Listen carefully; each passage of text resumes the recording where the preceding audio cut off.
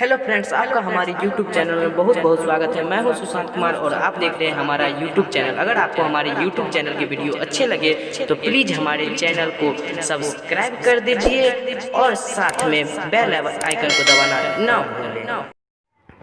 बाल गोविंद भगत रेखा चित्र के रचनाकार राम वृक्ष बेनीपुरी हैं। बाल गोविंद भगत मंझोले कद के गोरे चिट्टे आदमी थे। उनकी उम्र 60 वर्ष से ऊपर थी और बाल पक गए थे। वे कपड़े बहुत कम पहनते थे। ठंड के मौसम में केवल कंबल ओढ़कर रह जाते थे। उनका एक बेटा और पतोहू भी था। वे गृहस्थ होते हुए भी उनका आचरण साधु जैसा था। वे कबीर को साहब मानते थे। उनके पास खेती बाड़ी और एक साफ सुथरा मकान भी था। खेती बाड़ी से जो भी उपज होता उसे अपने सिर पर लाद कर पहले कबीरपंथी मठ ले जाते और वहाँ से जो भी प्रसाद के रूप में मिलता उसी से गुजारा करते थे। वे कबीर के पद बहुत मधुर गाते थे। उनके संगीत का चरमोत्कर्ष तब देखा गया जब उनके बेटे की मृत्यु हुई। बेटे को आगर में एक चटाई पर लेटाए हुए थे और सफ़ेद कपड़ा से ढके हुए थे। उसके शरीर पर कुछ फूल बिखेरे हुए थे।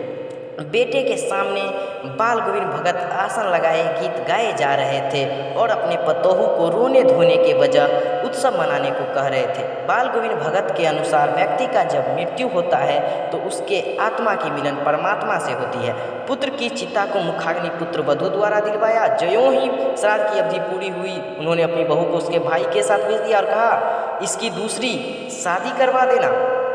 बहू बाल गोविंद भगत को अकेले छोड़कर नहीं जाना चाहती थी तो बाल गोविंद भगत ने कहा, अगर तू इस घर को छोड़कर नहीं जाएगी तो मैं ही चला जाऊंगा। इस बात को सुनकर उनकी बहू घर छोड़कर चली गई। वे हर वर्ष गंगा स्नान को जाते थे। गंगा 30 कोस दूर थी, फिर भी वे पैदल चले जाते थे। घर से खाकर जाते और वापस घर पर ही खाते।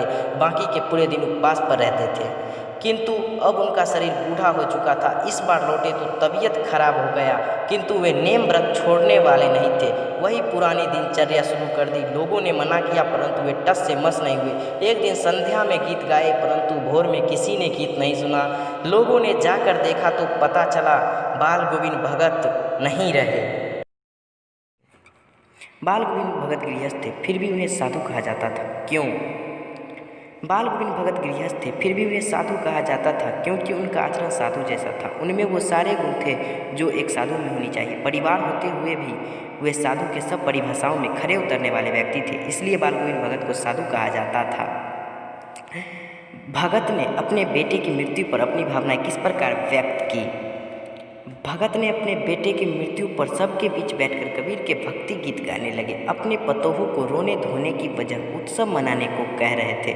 भगत का कहना था कि किसी मनुष्य की मृत्यु के बाद उसकी आत्मा का मिलन परमात्मा से होती है। इस तरह भगत ने अपने बेटे की मृत्यु पर अपनी भावनाएं व्यक्त की। पुत्र वधू द्वारा पुत्र को मुखाग्नि दिलवाना भगत के व्यक्तित्व की विशेषता को दर्शाता है। कैसे? पुत्र वधू द्वारा पुत्र को मुखाग्नि दिलवाना यह सिद्ध करता है कि भगत रूढ़िवादी विचारों के कट्टर विरोधी थे। वह उन प्रचलित सामाजिक परंपराओं के विरोधी थे। ऐसा माना जाता है कि मृत को मुखाग्नि पुरुष के हाथों दी जाती है, फिर भी भगत ने पुत्र वधू द्वारा अपने पुत्र को मुखाग्नि दिलवाया। Thanks for watching video.